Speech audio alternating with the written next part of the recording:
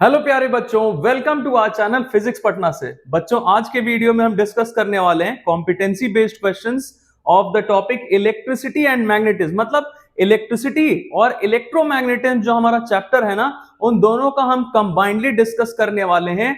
जो भी हमारे बोर्ड्स पॉइंट ऑफ व्यू से इंपॉर्टेंट क्वेश्चंस है, थोड़ा अगर लेवल अप कर भी दिया गया क्वेश्चंस तो हम अटकेंगे नहीं, हम सारा क्वेश्चंस आसानी से सॉल्व करके आएंगे, है ना। तो आइए स्टार्ट करते हैं बच्चों। सबसे पहला क्वेश्चन है हमारा कि ये रेजिस्टिविटी दिया गया है, गोल्ड और प्लैटिनम दोनों का रेजिस्टिविटी दिया गया है और चूज करना है कि दोनों में से कौन सा स्टेटमेंट सही है, स्टेटमेंट ए या स्टेटमेंट बी। तो सबसे पहले देखते हैं 5 मीटर्स। हम क्या करते हैं बच्चों, थोड़ा सा इसको हम मिनिमाइज कर देते हैं और फिर अब देखते हैं, क्योंकि कैलकुलेशंस करना पड़ेगा। देखिए जरा, अब करना क्या है, हमारे पास जो जो चीज दिया हुआ ना, जैसे गोल्ड और प्लैटिनम के बारे में बोला गया, तो हम दोनों के लिए अलग अलग कैलकुलेशंस करेंगे। देखिए अब इसमें करना क्या है, हमारे पास इसका जो हमारा स्पेसिफिक रेजिस्टेंस या रेजिस्टिविटी जिसको हम बोलते हैं वो गिवन है, दैट इज रो जी। रो से डिनोट करते हैं बच्चों रेजिस्टिविटी को, आपको पता होगा ये चीज। तो गोल्ड के लिए कितना है, 2.1 into 10 to the power -8 ohm meter, ठीक है। और इसके लिए प्लैटिनम के लिए कितना गिवन है, रो पी लिख लेते हैं ऐसे। प्लैटिनम के लिए है 10.5 इंटू 10 टू द पावर -8, है ना, ओम मीटर। तो देखिए दोनों का हमें रेजिस्टेंस पता है, बोला क्या जा रहा है। अब देखिए बच्चों, इसमें एक चीज मिसिंग है, ये बताना चाहिए था, क्योंकि क्वेश्चन में जब भी आप, जैसे आपके क्वेश्चन में लेंथ के बारे में बताया जा रहा है, तो एरिया ऑफ क्रॉस सेक्शन के बारे में स्पेसिफाई कर देना चाहिए था कि दोनों का सेम है या जो भी रेशियो है ना। तो इसमें कुछ नहीं दिया है, तो आप ये मान के चलिए कि दोनों का area of cross section same है। तो दोनों का एरिया ऑफ क्रॉस सेक्शन हम मान लेते हैं ए और ए है। लेंथ कितना बोला गया कि प्लैटिनम वाले का लेंथ लेना है कितना, 5 मीटर, और ऐसे लिख देते हैं एलपी। और गोल्ड वाले के लिए लेंथ कितना लेना है, 1 मीटर। तो अब बच्चों हमारा स्टेटमेंट क्या ये पढ़ते हैं कि दोनों का जो हमारा 5 मीटर प्लैटिनम का वायर लेंगे और 1 मीटर गोल्ड का वायर लेंगे तो दोनों का रेजिस्टेंस सेम होगा। तो आइए देखते हैं पहले कि क्या होने वाला है। तो हम रेजिस्टेंस पहले फाइंड करते हैं गोल्ड का। तो देखिए गोल्ड का रेजिस्टेंस फाइंड करने के लिए आपको रेजिस्टेंस का फॉर्मूला पता होगा, रो एल बाई ए, जहां पे रो क्या है आपको पता है, स्पेसिफिक रेजिस्टेंस, ये लेंथ और ये area of cross section of conductor. तो देखिए गोल्ड का पहले फाइंड करते हैं। तो ये कितना होगा, रो की जगह हम लिख लेते हैं 2.1 into 10 to the power -8 ohm meter, multiplied by length है 1 मीटर, और एरिया ऑफ क्रॉस सेक्शन हमें नहीं पता, हम इतना ही रहने देते हैं। अब देखिए प्लैटिनम का यही चीज अगर हम फाइंड करें, रेजिस्टेंस ऑफ प्लैटिनम, तो कितना होगा, इसका स्पेसिफिक रेजिस्टेंस है बच्चों 10.5 इंटू 10 टू द पावर -8, और लेंथ कितना है, 5 मीटर बोला गया है, और एरिया ऑफ क्रॉस सेक्शन तो हमने सेम रखा। अब देखिए आपको क्लियरली दिख रहा होगा कि ए दोनों में सेम है। अगर ये 5 से इसको मल्टीप्लाई करेंगे तो ये बहुत बड़ा वैल्यू आ रहा है ना, as compare to the gold, resistance of gold. तो बच्चों ये चीज तो गलत हो गया, हमारा पहला स्टेटमेंट ट्रू नहीं है, दोनों का रेजिस्टेंस आपको क्लियरली दिख रहा होगा इक्वल नहीं होगा। हाँ, अगर इसका 5 मीटर लेंथ लेते तब दोनों का रेजिस्टेंस इक्वल हो जाता। तो पहला स्टेटमेंट बच्चों गलत है। दूसरा स्टेटमेंट क्या है देखते हैं, गोल्ड वायर है 1 सेंटीमीटर रेडियस का और प्लैटिनम है 5 सेंटीमीटर रेडियस का। अब देखिए रेडियस के हेल्प से हम area of cross section find कर सकते हैं। अब इसमें लेंथ के बारे में कुछ नहीं बताया गया, तो हम लेंथ कंसीडर करेंगे कि लेंथ दोनों में सेम है, तभी हम काम कर सकते हैं। क्योंकि दोनों चीजों के बारे में, एक चीज के बारे में बताया गया, दूसरे चीज के बारे में कुछ नहीं पता है, तो हम मान के चलेंगे कि ये सेम है। अब देखिए ये बाकी सारा कैलकुलेशंस में हटाता हूं बच्चों, आप इसको पॉज करके वीडियो को नोट डाउन कर सकते हैं बाद में। अब देखिए दोनों का लेंथ हम क्या कंसीडर करने वाले, सेम, और एरिया ऑफ क्रॉस सेक्शन दिया गया है, तो दोनों का लेंथ एल ले लेते हैं पहले, और एरिया ऑफ क्रॉस सेक्शन इसका ऐसे लिख देते हैं, ये कितना है, एरिया ऑफ क्रॉस सेक्शन हमारा हो जाएगा, गोल्ड के लिए 1 सेंटीमीटर रेडियस दिया। अब देखिए बच्चों कोई भी वायर रहे ना, तो उसका क्रॉस सेक्शन किस शेप में रहता है, सर्कल के शेप में। तो एरिया ऑफ क्रॉस सेक्शन मतलब एरिया ऑफ सर्कल निकालना पड़ेगा हमें। तो ये हो जाएगा पाई आर, रेडियस कितना लेना है हमें गोल्ड वायर का, 1, तो चलिए 1 सेंटीमीटर। अब देखिए सेंटीमीटर को मीटर में चेंज इसलिए नहीं कर रहे हैं हम, क्योंकि ये हमें कंपेयर करना है और ये खुद ही हमारा जो रेशियो से हमें पता चल जाएगा। नहीं तो आप इसको कन्वर्ट भी कर सकते हैं, 100 से डिवाइड करेंगे तो ये 10 टू द पावर -2 का स्क्वायर हो जाएगा, मतलब 10 टू द पावर -4, है ना। और फिर इसके लिए एरिया ऑफ क्रॉस सेक्शन हमारा प्लेटिनम का कितना हो जाएगा, देखिए इसका 5 सेंटीमीटर रेडियस दिया है बच्चों, तो हम क्या करेंगे, पाई आर स्क्वायर, मतलब इसका रेडियस है 5, तो 5 का square. Again the same thing, meter में आप कन्वर्ट कर सकते हैं, कोई दिक्कत नहीं है। अब देखिए इसका हम रेजिस्टेंस फाइंड करते हैं पहले गोल्ड का। तो गोल्ड का रेजिस्टेंस कितना आ जाएगा, रो एल बाई ए, तो 2.1 इंटू 10⁻⁻8, और एल तो हमने दोनों में सेम रखा है। एरिया ऑफ क्रॉस सेक्शन देखिए क्या होगा, पाई, 1 का स्क्वायर तो 1 ही रह जाएगा। फिर वही रेजिस्टेंस ऑफ प्लैटिनम देखिए क्या होगा, 10.5 इंटू 10⁻⁻8, और लेंथ तो हमने दोनों में सेम ही रखा है, डिवाइडेड बाय इसका हमारा एरिया ऑफ क्रॉस सेक्शन क्या हो जाएगा, पाई, 5 का स्क्वायर मतलब 25। अब देखिए बच्चों ये भी बिल्कुल क्लियरली दिख रहा है आपको कि इसमें ऊपर वाला पार्ट अनइक्वल, नीचे भी अनइक्वल, मतलब इन दोनों का हमारा रेजिस्टेंस सेम नहीं होगा। तो बच्चों ये दोनों स्टेटमेंट ही गलत हैं। तो हमारा ऑप्शन कौन सा होगा देखते हैं, both statements A and B are incorrect. तो मैं थोड़ा सा एक कलर चेंज कर देता हूं, तो will go for option D, हमारा ऑप्शन डी सही है। अब देखिए ये आपको समझाना है, इसीलिए मैंने इतने डेप्थ में जाके ये सारा चीज करके आपको दिखाया। अब अगर आप प्रैक्टिस में है, आपने ये चीज समझा है, तो आप ये फटाफट, इतना ज्यादा आपको लेंदी करने का जरूरत नहीं, आप फटाफट देंगे। अच्छा यहाँ पे अगर 5 होता तो मल्टीप्लाई करते तो ये इसके इक्वल होता, लेकिन इसके साथ दिया है कि लेंथ 5 है या एरिया ऑफ क्रॉस सेक्शन, इसीलिए नहीं हो पाया। चलिए आगे बढ़ते हैं। नेक्स्ट क्वेश्चन क्या है बच्चों, देखते हैं। नेक्स्ट क्वेश्चन है हमारा, ये देखिए, एक स्विच है जो जिसका पर्पस क्या होता है, इट कैन मेक और ब्रेक द सर्किट, मतलब करंट का फ्लो शुरू या बंद करवा सकता है, शुरू करवा सकता है, बंद करवा सकता है। ठीक है भाई, सही बात है। और neutral wire is at 0 potential, ये भी सही है। अब ये दोनों सही तो है, लेकिन ये जो रीजन है ये इसका एक्सप्लेनेशन सही से नहीं दे रहा है। तो हमारा ऑप्शन कौन सा होगा, आपको शायद ये समझ में आ गया होगा। अब देखिए, हम लाइव वायर में ही कनेक्ट करते हैं स्विच को, उसका रीजन होता है क्योंकि वो सेफ्टी नहीं है। अगर हमने न्यूट्रल वायर में कनेक्ट किया तो वो हमारे लिए सेफ नहीं होगा। क्या सेफ नहीं होगा बच्चों, इसके लिए ऑलरेडी हमारे चैनल पे वीडियो आप वो देख सकते हैं, समझ सकते हैं, है ना। और देखिए फिर, तो इसमें दोनों स्टेटमेंट सही है, लेकिन ये इसको अच्छे से एक्सप्लेन, करेक्टली एक्सप्लेन नहीं कर रहा है, तो will go for option B, है ना। चलिए नेक्स्ट। अब देखिए, इसमें हमारे पास 2 रॉड है, ये दोनों सॉफ्ट आयरन के बने, इसके ऊपर कॉइल वाइंड किया गया, आपको दिख रहा होगा। अब बोला क्या जा रहा है कि ये दोनों रॉड एक दूसरे को अट्रैक्ट करने चाहिए, कब करेंगे हमसे पूछा जा रहा है। तो पहला ऑप्शन देखते हैं, A and C are connected to the positive terminal of battery. Positive terminal का मतलब क्या होता है बच्चों, आपको ये आपने देखा होगा, छोटा लाइन नेगेटिव टर्मिनल, बड़ा लाइन पॉजिटिव टर्मिनल। तो आपको पता है कि पॉजिटिव टर्मिनल से करंट फ्लो करना स्टार्ट करता है। तो चलिए मैं जरा यहां बना ही देता हूं आपको समझने के लिए। ये हमारा पॉजिटिव टर्मिनल, ये नेगेटिव टर्मिनल, और सी, ए और सी दोनों को बोला है पॉजिटिव में कनेक्ट करने। तो ये हमारा सी हो गया पॉजिटिव और ये डी नेगेटिव। अब देखिए करंट का फ्लो ऐसे होगा बच्चों, तो आपको सिर्फ ये एरो फॉलो करते जाना है। ये एरो इसमें ऐसे, सब में एरो अपवर्ड डायरेक्शन में, फिर इधर से आएगा तो ऐसे, फिर इसमें भी वैसे ही अपवर्ड अपवर्ड अपवर्ड अपवर्ड। अब देखिए इसमें आपको करना क्या है, ये दोनों रॉड एक दूसरे को अट्रैक्ट करेंगे कब, जब एक तरफ नॉर्थ और दूसरे तरफ साउथ, मतलब अनलाइक पोल्स डेवलप होना चाहिए। तो हम पहले इधर देख लेते हैं बच्चों। अब देखिए ये पोलैरिटी फाइंड करना ना बहुत आसान काम है, आप सिर्फ ये देख लीजिए, एरो को फॉलो करिए। अब जैसे देखिए, मुझे अगर इस एंड पे पता करना होता है, इस वाले एंड पे, तो इस वाले एंड को मैंने पेंसिल पेन जो भी है पकड़ लिया और फ्री रखा हुआ है इधर से। अब देखिए ये वायर ऐसे गया है सामने से, सॉलिड है मतलब विजिबल है, तो सामने से गया, तो देखिए ऐसे आया, एरो हमारा ऊपर जा रहा है, और फिर देखिए मेरा हाथ, मेरा जो फिंगर्स है वो किधर घूम रहा है, आपको ऐसे दिख रहा होगा। देखिए कैसे घूम रहा है, लेफ्ट जा रहा है मतलब एंटी क्लॉकवाइज, लेफ्ट मतलब एंटी क्लॉकवाइज, अगर राइट जाता मतलब क्लॉकवाइज, क्लॉक के डायरेक्शन में। तो बच्चों ये एंटी क्लॉकवाइज हो गया, मतलब यहां पे तो नॉर्थ पोल डेवलप होगा, और ऑब्वियसली इधर साउथ, इस वाले एंड पे, क्योंकि यहां पे आते आते करंट का जो डायरेक्शन है वो क्लॉकवाइज हो जाएगा, है ना।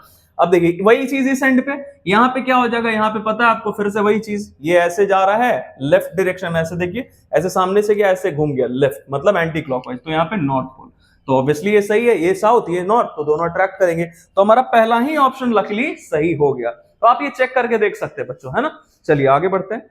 नेक्स्ट क्वेश्चन है, ये हमें दिख रहा है, इसमें हमारे पास 4 अलग अलग तरीके का वायर्स दिया है, कंडक्टर दिया, और चारों कॉपर का बना हुआ है ना। तो हमें इसमें अरेंज करना है in increasing order of resistance में। अब बिल्कुल सिंपल सा काम है बच्चों, मैं थोड़ा सा इसको ना छोटा करता हूं क्योंकि कैलकुलेशंस करना होगा, तो इसको इधर रखते हैं। अब देखिए ए का, बी, सी और डी, मैं तीनों के लिए अलग अलग कैलकुलेशंस कर देता हूं। देखिए ए, बी, सी और डी, तीनों के लिए हमारा ये रहा ए, बी, सी और डी, तो तीनों के, चारों के लिए सॉरी, रेजिस्टेंस निकालना होगा। तो देखिए, तो रेजिस्टेंस का फॉर्मूला रो एल बाई ए, तो रो तो सब में रहेगा, एल का वैल्यू, लेंथ वहां एल आपको दिख रहा होगा, और एरिया ऑफ क्रॉस सेक्शन बच्चों अगेन द सेम थिंग। तो एरिया ऑफ क्रॉस सेक्शन क्या होगा, आपको दिख रहा है, ये रहा, मतलब सर्कल के शेप में, तो 2d इसका डायमीटर है, तो रेडियस क्या हो जाएगा, हाफ, मतलब d हो जाएगा, तो पाई d का स्क्वायर। ओके चलिए, ये इसका रेजिस्टेंस आ गया। अब बी का रेजिस्टेंस फाइंड कर लेते हैं। देखिए क्या हो जाएगा बी का रेजिस्टेंस, रो, सब जगह रो ले रहे हैं क्योंकि सब कॉपर का ही है। एल की जगह क्या लिया बच्चों, 3L by area of cross section क्या हो जाएगा, देखिए ये इसका रेडियस डायमीटर है डी, तो रेडियस इसका हाफ मतलब d/2 हो जाएगा। तो पाई d/2 का स्क्वायर करेंगे बच्चों तो d²/2 का स्क्वायर करेंगे तो ऊपर आ जाएगा ना 4। तो मैं थोड़ा सिंप्लीफाई करके इसे लिख देता हूं, ये हो जाएगा 12 रो L by pi d square, है ना। चलिए सी की तरफ बढ़ते हैं। तो रेजिस्टेंस ऑफ सी क्या हो जाएगा बच्चों, रो L कितना है, अच्छा 12 है, फिर एरिया ऑफ क्रॉस सेक्शन कितना हो जाएगा पाई, ऑब्वियसली डायमीटर 2d है तो रेडियस d हो जाएगा मतलब d स्क्वायर। ठीक है चलिए, तो ये हो जाएगा 2 रो L by pi d square. फिर इसका d के लिए देखिए क्या होगा, रो ये हमारा हो गया लेंथ हो गया L और एरिया ऑफ क्रॉस सेक्शन है पाई, d है इसका डायमीटर तो रेडियस d/2 मतलब d/2 का स्क्वायर करेंगे तो d स्क्वायर बाई 4। तो देखिए 4 पाई L by pi d square, है ना। अब देखिए इन चारों में कंपेयर करना है हमें, तो बहुत आसान सा काम है बच्चों, आपको दिख रहा होगा डिनोमिनेटर तो सब में वही है पाई d स्क्वायर, मतलब जिसका न्यूमरेटर सबसे छोटा होगा वो सबसे कम रेजिस्टेंस होगा उसका। तो देखिए सबसे छोटा इसका वैल्यू, सबसे छोटा न्यूमरेटर इसका है ना, तो ये वैल्यू मतलब इसका रेजिस्टेंस सबसे कम है। तो हम शुरू करते हैं ए से, उससे बड़ा किसका है, देखिए न्यूमरेटर किसका बड़ा है, इसका सी का 2 पाई एल, और तो ये हो गया सी। फिर उससे बड़ा किसका न्यूमरेटर देखिए 4 पाई एल मतलब डी, तो डी हो गया। और सबसे लास्ट में सबसे बड़ा न्यूमरेटर किसका है 12 पाई एल। अब ये न्यूमरेटर से हमारा काम क्यों हो गया बच्चों, क्योंकि डिनोमिनेटर तो सबका सेम है इसलिए न्यूमरेटर देख के हमारा काम हो गया। तो ये हो गया ACDB, increasing order of resistance. चलिए आगे बढ़ते हैं। नेक्स्ट है बच्चों देखिए एक मैग्नेटिक कंपास है जिसको हमने एक टेबल पे रख रखा है और एक क्लोज्ड रूम है जिसके वॉल के नजदीक इसको रखा गया। अब देखिए बोला क्या गया कि a man enters the room and switches on the air conditioner fitted near the ceiling, he observes that the needle in the compass shows immediate deflection। चलिए ठीक है, तो हमें ये बताना है कि डिफ्लेक्शन हुआ क्यों। अब देखिए बच्चों एक कहानी बनाया जा रहा है, अब एसी रहे फ्रिज रहे कुछ भी रहे, हमें पता है कि करंट का फ्लो होगा किसी भी कंडक्टर से तो उसके अगल बगल मैग्नेटिक फील्ड क्रिएट होगा जिसके वजह से कंपास निडल डिफ्लेक्शन शो कर रहा है। फिर भी हम ऑप्शंस देख ले। अब देखिए पहला है air blowing in the room, ये तो बिल्कुल ही गलत है। दूसरा ऑप्शन है बच्चों current starts flowing through AC wire concealed in the adjacent wall, सही बात है, इससे करंट का फ्लो हुआ तो अगल बगल मैग्नेटिक फील्ड क्रिएट हो गया और जिसकी वजह से कंपास निडल अब ज्योग्राफिक नॉर्थ साउथ डायरेक्शन में लाई नहीं करके किसी और ही डायरेक्शन में लाई करेगा जो कि हमें रिजल्टेंट मैग्नेटिक फील्ड का डायरेक्शन बताएगा, है ना। आपको पता होगा ये कि कंपास निडल का नॉर्थ पोल जनरली ये रेड कलर से रहता है, नॉर्थ और व्हाइट वाला साउथ, तो जिधर इसका नॉर्थ रहा कंपास निडल का मतलब वही रिजल्टेंट मैग्नेटिक फील्ड का डायरेक्शन है ना। चलिए आगे बढ़ते हैं। नेक्स्ट है बच्चों ये देखिए तीन हमारे पास रेजिस्टर्स है R1 R2 R3 और तीनों को सीरीज में कनेक्ट किया, ठीक है। R1 बड़ा है, R2 उससे छोटा और सबसे छोटा R3। तो हमसे पूछा जा रहा है कि ये जो करंट है what is the relation between the currents I2 and I3 respectively. अब देखिए बिल्कुल सिंपल है, कुछ लोग क्या सोचेंगे कि सबसे बड़ा रेजिस्टेंस है तो उसमें करंट सबसे कम होगा, तो कुछ लोग ये बोल देंगे, ये बिल्कुल गलत हो जाएगा। बच्चों आपको पता होगा कि रेजिस्टर अगर सीरीज में होते हैं तो सब में सेम करंट जाता है क्योंकि करंट जाने का रास्ता एक ही है। तो अगर ये R1 R2 और R3 है तो R1 R2 और R3 से तीनों से एक ही करंट जाएगा, मतलब I1 I2 और I3 तीनों होंगे इक्वल, है ना। तो will go for option A. चलिए आगे बढ़ते हैं। नेक्स्ट क्वेश्चन है बच्चों, असर्शन क्या है देखिए, एक वायर है हमारे पास जिससे करंट का फ्लो करवाया तो मैग्नेटिक फील्ड उसके अगल बगल जनरेट हो जाता है, प्रोड्यूस हो जाता है, सही बात है। whenever there is a change in magnetic flux linked up with the coil the induced current is generated in the coil, ये भी सही है।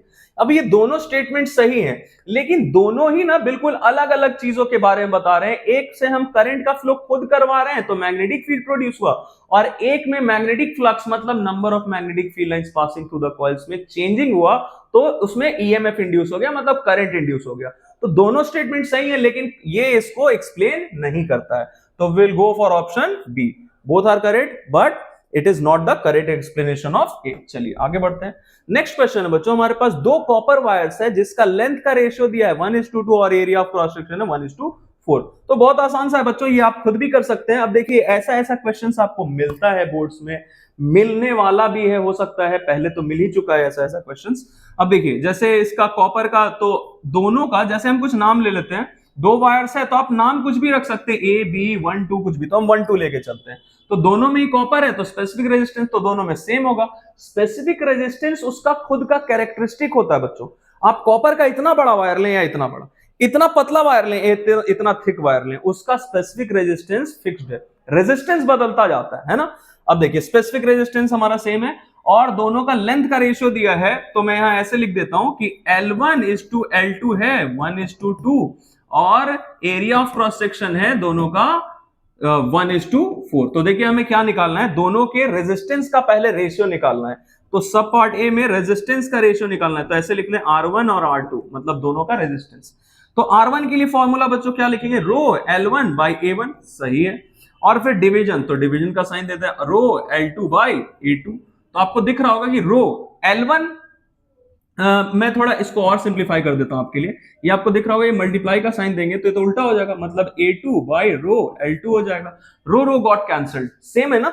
अब देखिए यहां से हमें L1/L2 का तो वैल्यू पता है, रेशियो पता है। L1/L2 का रेशियो क्या है, 1:2 मल्टीप्लाइड बाय A2/A1। तो देखिए A1:A2 का रेशियो 1:4, तो A2:A1 का क्या हो गया, 4:1। तो ये हो जाएगा बच्चों 2:1, ये हमारा रेशियो आ गया है ना। दूसरा स्पेसिफिक रेजिस्टेंस, तो आप स्पेसिफिक रेजिस्टेंस का जो रेशियो है वो ऐसे करके दिखा सकते हैं कि ρ1/ρ2 इक्वल ρ/ρ इक्वल 1:1। ये लिखना जरूरी है बच्चों, सब्जेक्टिव पेपर में आपको ऐसा करके दिखाना होगा, और फिर आप ब्रैकेट में लिख दीजिएगा both are made up of copper. Okay, चलिए नेक्स्ट। अब देखिए हमारे पास एक फिगर दिया गया है, इसको रीड्रॉ करने बोला गया है। अब ये जो एक्स वाई जेड और ए बी सी है, इन सबको हमें कनेक्ट करने के लिए बोला है। तो पहले हम ये देख लेते हैं कि ए बी और सी हमें क्या बताना चाहता है। अब देखिए सी में तो आपको यहाँ अर्थिंग कनेक्टेड दिख रहा होगा, मतलब ये तो अर्थ वायर है। सी क्या है, अर्थ वायर, मतलब सी का जो पॉइंट है वो हमारा कहां पे लाई कर रहा है, अर्थ वायर में।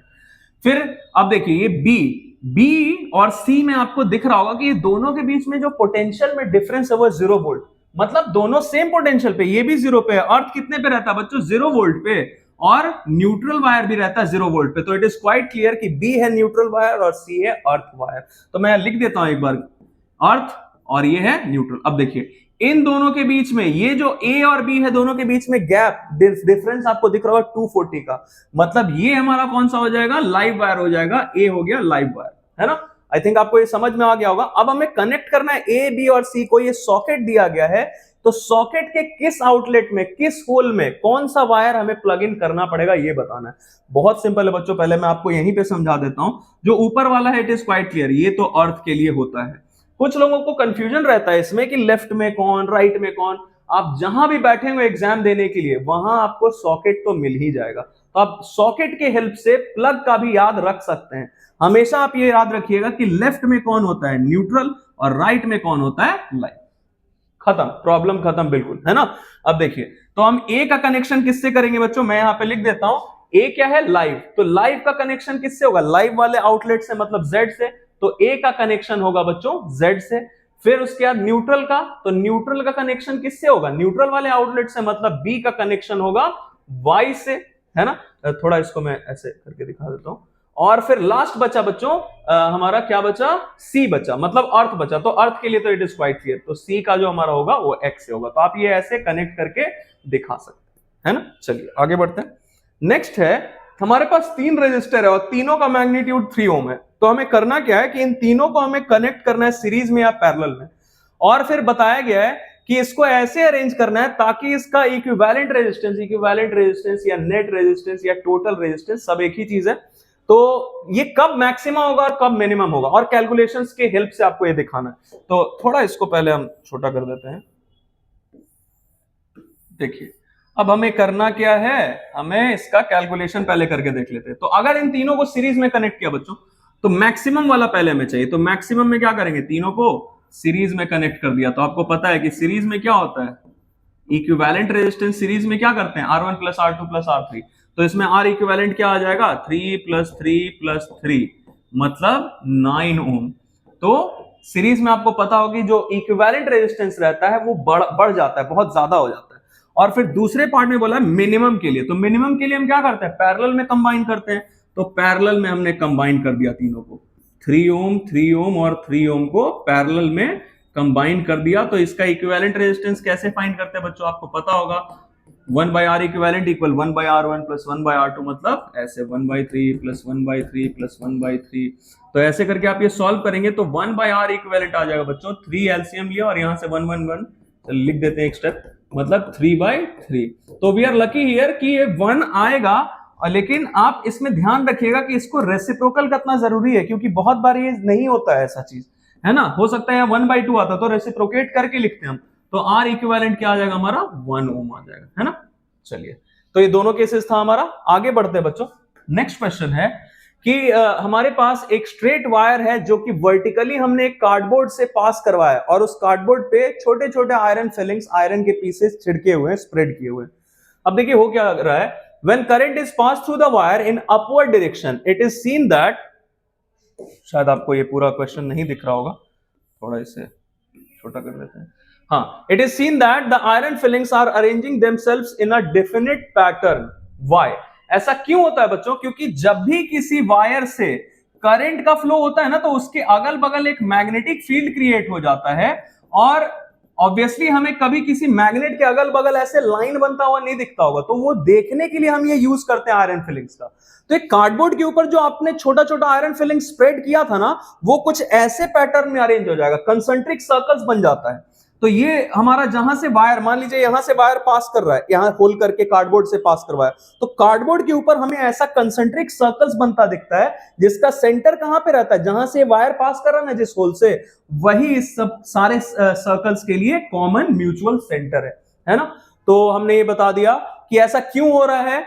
तो हम बता देंगे कि जब इससे करंट का फ्लो करवाते हैं तो magnetic field is produced around the wire, जिसकी वजह से हमें ऐसा डेफिनेट पैटर्न में दिख रहा है ना, आयरन फिलिंग्स।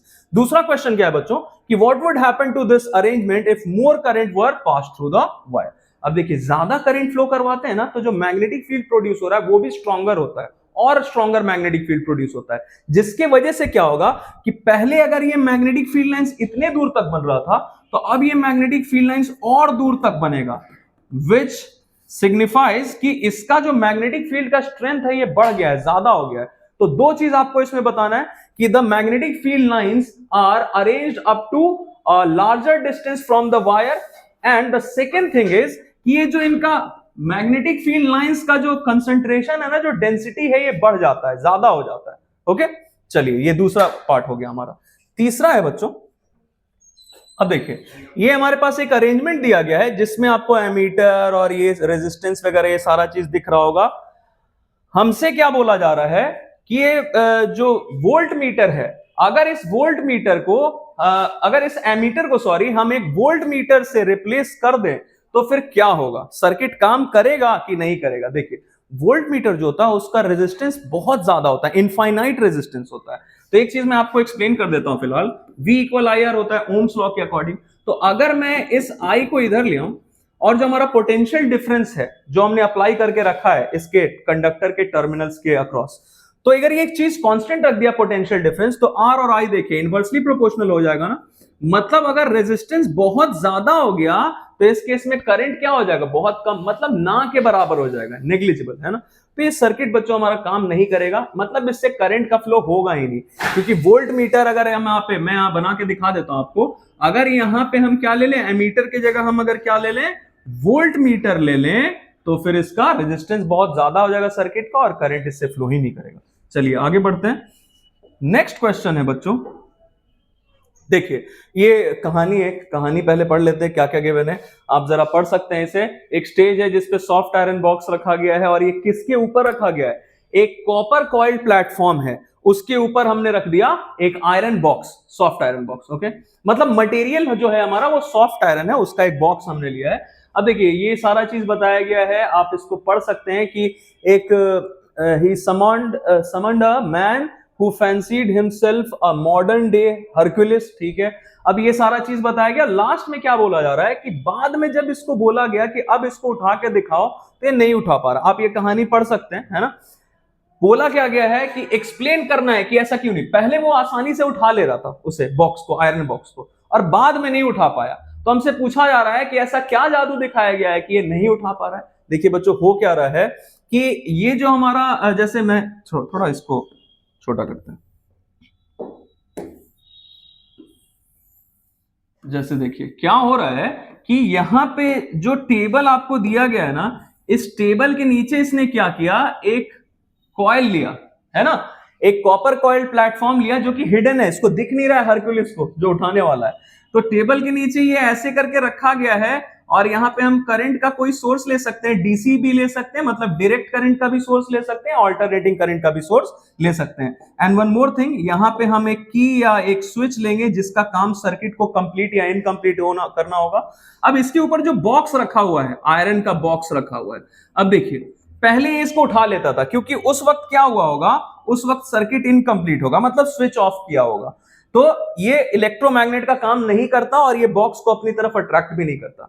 लेकिन बाद में क्या हुआ कि इस सर्किट को कंप्लीट कर दिया गया स्विच बंद करके, तो अब ये जो है जिससे करंट का फ्लो हो रहा है कॉइल से, उसके अगल बगल एक मैग्नेटिक फील्ड क्रिएट हो जाएगा, है ना। तो मैग्नेटिक फील्ड क्रिएट हो जाएगा जिसके वजह से ये एक मैग्नेट की तरह बिहेव करने लगता है। अब देखिए, अगर हमें ये बोल दिया गया कि इसको, ये जो कॉपर कॉइल है, इसको हम वाइंड करें किसके ऊपर, एक सॉफ्ट आयरन के बेस के ऊपर वाइंड करते हैं, है ना, तब हम बोलते हैं कि इलेक्ट्रोमैग्नेट है। फिलहाल ऐसा कुछ नहीं बोला गया, तो हम ये बताएंगे सिर्फ कि इसके वजह से करंट फ्लो कर रहा है जो कॉइल में, इसकी वजह से एक मैग्नेटिक फील्ड प्रोड्यूस होगा और उसकी वजह से ये बॉक्स इसमें चिपका हुआ है। तो ये हरक्यूलिस इसको नहीं उठा पाया, है ना।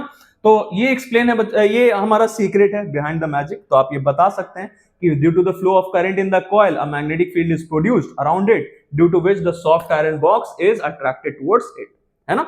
दूसरा, फिर से क्या बोला गया कि ये देखिए, ये आपको अरेंजमेंट बना के दिखाना है कि अगर लैब में ऐसा आप कर रहे होते तो क्या करते। तो ऑब्वियसली हम ये टेबल वगैरह है जो भी कुछ है उसके नीचे हम ये कॉइल से करंट का फ्लो दिखाएंगे, सोर्स ऑफ करंट लिया और ये लिया, दैट इज की और स्विच, और उसके ऊपर ये बॉक्स रखा है।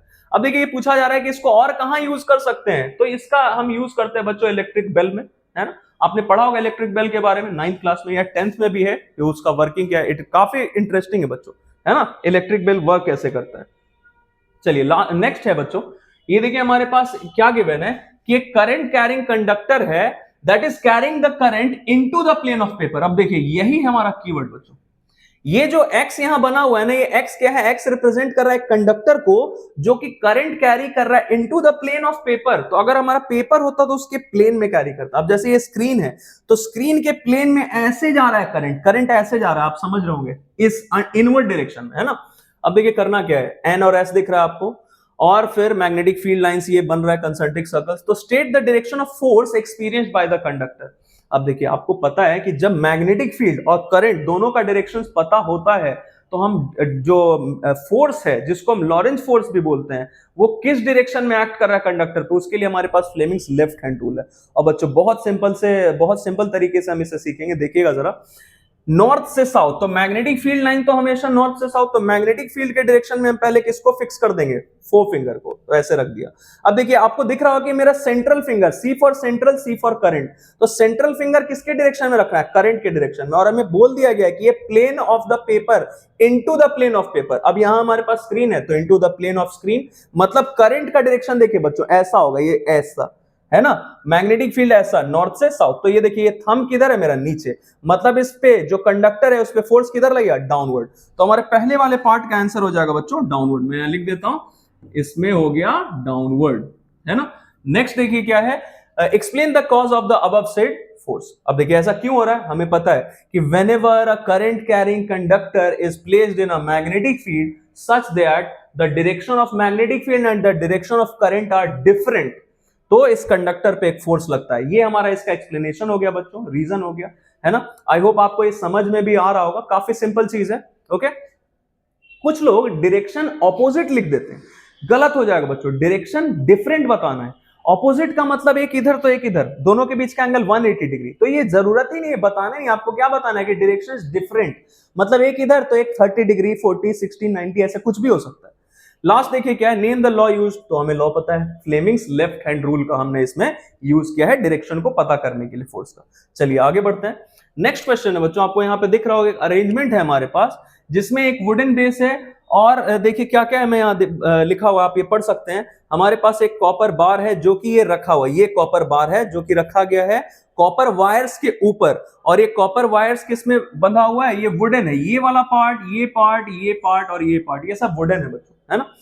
तो अब देखिए हो क्या रहा है कि ये वुडन है, ये वुडन है, और यहां आपको कोई वायर दिख नहीं रहा होगा, यहां पे कोई वायर नहीं दिख रहा है ना, मतलब यहां से पॉजिटिव टर्मिनल से तो वायर ऐसे वुड से होता हुआ फिर यहां से आया, और यहां बीच में गैप दिख रहा है, अगर यहां बीच में वायर रहता तब तो सर्किट हमारा कंप्लीट हो जाता स्विच को बंद करने के बाद, है ना। लेकिन अभी फिलहाल यहाँ पे वुडन है और ये कोई कांटेक्ट में है, तो ये कॉपर वायर हमारा कंप्लीट करेगा सर्किट को बच्चों। देखिए ऐसे जब ये स्विच को हम बंद कर देंगे ऐसे करके, सर्किट कंप्लीट हो जाएगा, तो फिर देखिए करंट ऐसे होके आएगा ऐसे, और इस कॉपर रॉड जो इन दोनों वायर्स के ऊपर रखा हुआ है उससे होके ऐसे वापस आ जाएगा, है ना। तो ये चीज मुझे आपको समझाना था। अब देखिए पूछा क्या जा रहा है हमसे कि ये जो हमारा entire setup is placed on a compression balance which shows a weight of 0.4 kgf।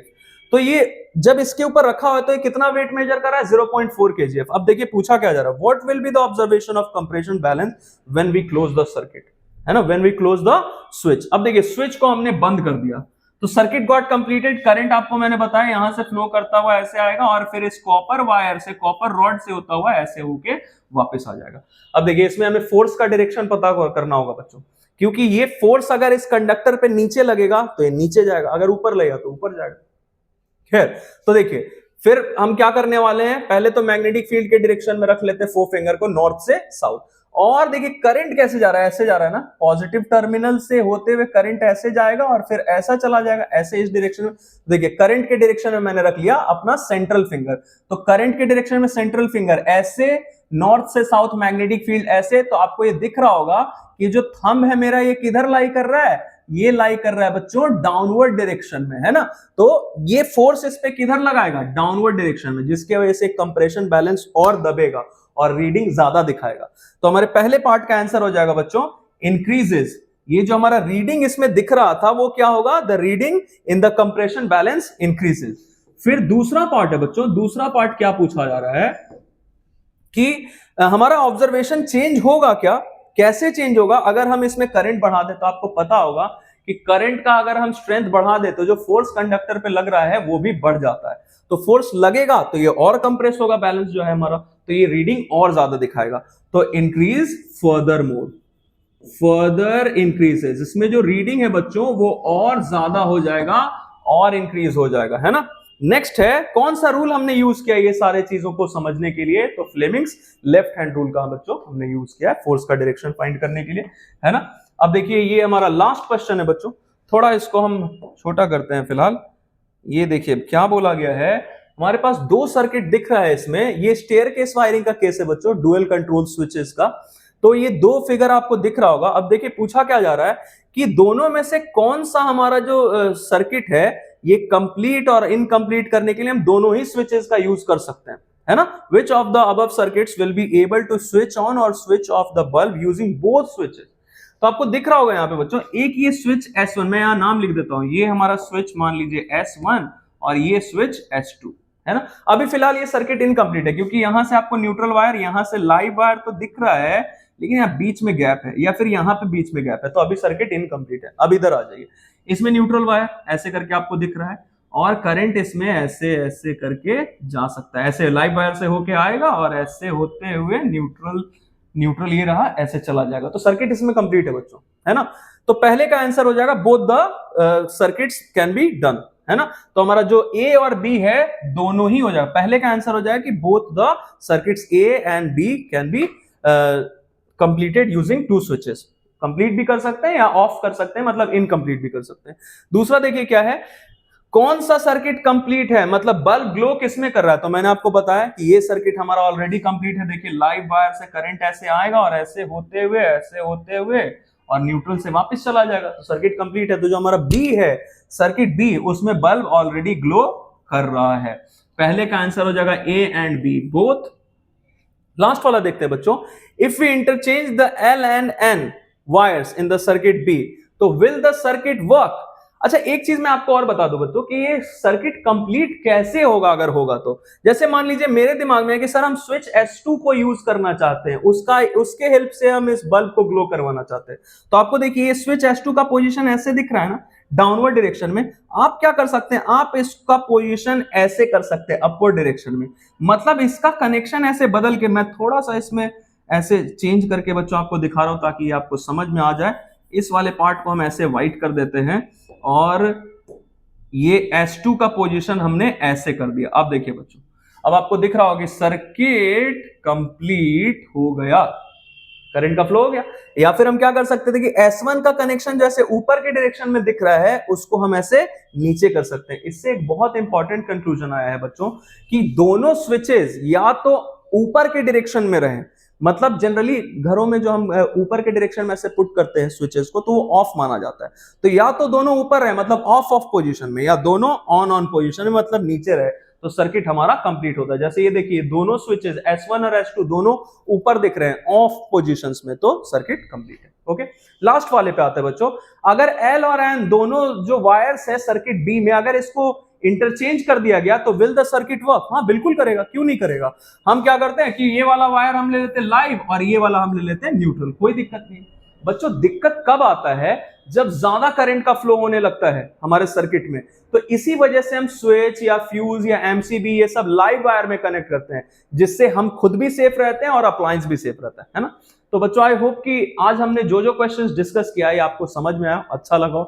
अगर ऐसा है तो आप देखते रहिए, सीखते रहिए, और आने वाले जो लोग हैं आपसे जुड़े हुए लोग, उन लोगों से भी शेयर करिए ताकि उनका भी कुछ फायदा हो सके आपके मदद से, है ना। Thank you very much for listening.